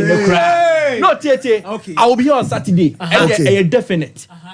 I am telling you, the Black Stars will beat Sudan on Thursday. They will beat them on Thursday. My prediction. A 2-goal margin win for the Black Stars. If the Black Stars fail to beat Sudan, if the Black Stars fail to beat Sudan, team no emu na beso you team no. Emu na beso emu na team no emu na beso you tire no. Wanya professional baba. Unim tirama yi. Delicate. Ye de yense dey ahuru afa ho. Mother may show rough. We'll bring the professional. Shark, what were you man for na? How were you for no boom no mo kwa no mo botu ken. That is obey Sakura no de. Nyame adma Friday and Saturday Friday me beba. Me ba na me bomb sa no kain Saturday me Sunday. And make sure that the other ban is sterile. Oh, sterile me. I am mono It will not even happen for you to even use. Meditating for ballistic ni bi na ba. Wo. Me I am telling you. Tehag. Mate, Tehag. Oh, Tehag. Ghana will beat Sudan by 2-goal margin. Hey, Black Stars. Me ba cho me wi Dabi 1 minute kra wunya me da. Ghana will beat Sudan by 2-goal margin. David Tie. Me say the prediction I am giving, Ghana will beat Sudan. Me correct score and now score margin we am they can one here. Me who say we win the game by a 2-goal margin or even more. To the next scores no kwa Ghana be say yan hye ne bodro de be you. Sudan. Uremu wo Odium crossing Sakura ne dey be Shadrack professional. No. One training po be you. Michael, you are not good. I say if it does happen. One training po be you. He will bring on one kasa. Don't worry. He will bring a professional baba, but I'll make sure it's Sakura. I wanna be. Don't know me. Oh, okay. Me ba choma me wish Obo happy birthday. Na Obo do crossing na or lotto agent fancy. O branche na me junction na so he always listens to us. Be use that guy ni tiro. Na onyo kese happy birthday and fancy. Hey, may you say the pep. Me ba choma me nyaba yi wo Sompa chede ne beba so ma me nwewe answer. They have come out to say that they have taken notice that they of course no more so they will solve it internally. Okay. And there's a video 7 almost take it away. Okay. But when in Ghana, when you're outside Ghana, and now Ghana, you have the full complement of your team. And today see it should not be seen again. Say a fair player say bra befa we. Mate wo Sompa chede ne beba so ayegu so ka mo se bronya say babiem. Nti wo e kan wakoma say wo be donate say ye ntoma say yanwa say ye mo ye srew ebi aja no be so ye sika mo number ne ria to aye o screen so no adi ne beba either say Blessed Foster and say ebeba aye Tara1 Media 0598 55 9802 Sompa chede chebi na bo Sompa kakra bia betimi bia de beba na ye de account na fe ya ye mamema kunafo ne eye nkwadan no nyina nso adoye amanioma nso ay fine nti chede de wo cha onto sika na so onto bibi ntontwene kra ensura enso wo mbafo polo ese ye nka cho South African print no da so wo ma African wear ababia be so ko bia betimi a sha atade e de akọ ema de emema nso de eka o African print wo de pam polo shirt golf shirt round neck shirt and V-necks afei open packages ni nyina bia benya chese the Tennessee lapel tops and in the down and fall under Buffalo classics kaftan no so or pam the camera am I for party amount and until make out say open juma o your bar o your bema na be so ne Buffalo polo ya juma off a year oboase santa se kwan so ahenema kokobin and o 0249 600 789 Bafu Polo and no quality dental clinic as a break cleaning and polishing scan and x-ray I say be a teeth whitening abesoye I dental implant or center 2 obeso musi and I say kakanaba obeso mo fixo cinema quality and so our pata so mo ben Vegas number no I 0538 250078 yeah of course 0551 931 931 0548 931 931 hello caller aba uni ave na ba ko be opani yetio the team of the next president of the republic His Excellency Dr. Alhaji Muhammadu Bawumia afie ana wi o den aba yeah me believe it onipa ye bone ne ye ka so ye papa so say ye ka that is my philosophy in life and ye be ya page na ye monkofo ya bi me ofo ya ne tiri monko abokwa be we dem so on fancha me me dinti na me kasa no omo be di atem oni akomia ne Michael omo be di atem enya you atem ne fita pa and di politicians e di minister who afide so and next to the point class ye kaya the president abucha fu nyina ba say contractor e wo Ghana big contract na ye ga momo ene wo say contract no you can say picking ye a comment deliberately on Michael or Martina I'm more picking on what so a papa and no kwabukawi or no one in a car picking on what or no cry canoe. It's also very crazy. Sports ministry no you know who said deliberately what you know and I mojuma somewhere I am for your mojuma and so one and over kaya come a tell them on my idea want to know about life on TV you say I feel you are being honest. You see, when I can't look at home, when I can't look at home now I did not Michael no in fact I am crying Michael coming in say I go for the offer and no sports stadium no IFA on top contract the organ and I'm a papa no whoa I am foul for hello caller. Hello, Fancy. Yes, or Penny yet you. I fancy Pizarro name and Dortmund King Castle. All right, Yemque. I fancy you go about so much sooner when I found from William Super TV now. Now, fancy what so not Mafia Santa Cotoco, Kuma Pemba. Yes, sir, for democratic cap of Cotoco, I see a dear Americano. Yes, sir. So there's an service and sending one at Yama Cotoco. And Sakoto team me for Grenadier. But Sakoto said the meeting to us, anything you combine, air combine, Yakobo American, yes, sir, for more than a tournament, and it's a bad Diana, although we are to play the Bena Visa. Yes, my America, okay, Kotoko, Yakwa, a funny time person. Oh, yeah, I see. Hello, caller. Yeah, Penny, it's you. With a I'm a guy to see what you got. I put that into get on a bed. Fancy got a big game, and say, we got a phone pay for ya. What is that, you know? We got Yaya. In a man is a kind of almost the idea kind of work. Yadi, I know 2 months, and after it's supposed to do, almost that, Amoyan. A man is in the party. The Akajan pay for that, you know, Moyania. You got to the car. Open your beer, over support. What's the hammer? I am paying for the Bema. And I can't post stadium. I can see the Ghana football, baby. You're going to Freddy and Lutuma. Who is an Ayakamano? Hey, I'm a football. I am Munya Chuma, what is the Ghana? I didn't know what. Nagana Posicana. I am here. I am with Muska. Yeah, I say hello. When the fancy original, it's you. I don't care the issue that time for me, Jim, the mission of the until the police secretary. Fancy, Nigeria, Michelle, and you know, Pepper said the infancy, and your husband Hoduma. Because Fancy said the husband Chimino, and yes, Yari and Yari. And maybe a book meaning coach is a coach, a fair fatale, they said, we almost teach you. And then Fancy, why I shall not match a bully. You know, understand, I'm a say, she's a Becomobia, a class of Bishop, yes, anyway, she's for a team. Says she had I say, and that's what. And I'm going, you mean, Sabi. Abukana fancy Tatian Casano for the bad 2 seasons. And no man said I'm going to also want to be more. We're the same American who will do it. Oh, you're very chat on you. Sorry, so hello, caller. I don't want God. Opening your favorite. And I mean, upon what you for in an pay. God got me the of one of my family tobacco pet, but where the man. Also, I am Kupai and Mamma Tata Kinaba. Samba boys. Oh my God! So I chatted that big in your county in Apono. And Jabba said, why would you come out of our support and I said, I said in the Sompa, what I